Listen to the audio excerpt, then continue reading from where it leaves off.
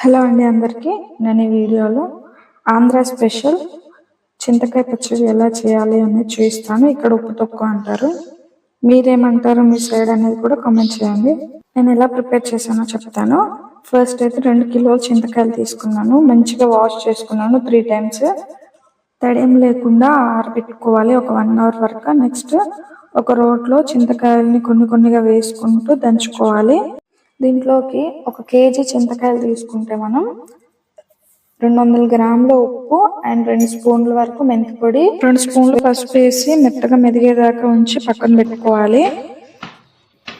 ఒకసారి దంచి పక్కన పెట్టుకున్న దాన్ని మళ్ళీ ఇంకొకసారి రోట్లో వేసి మళ్ళీ దంచుకోవాలి. ఎందుకంటే దీంట్లో ఉన్న గింజలు అవన్నీ ఒగరుగా ఉంటాయి, అవి తీసేసి దంచుకొని ఎయిర్ టైట్ కంటైనర్లో స్టోర్ చేసుకోవాలి. ఇది 1 year వరకు నిలువ ఉంటుంది. అంతే అండి. వీడియో నచ్చితే లైక్ చేయండి. Don't forget to subscribe.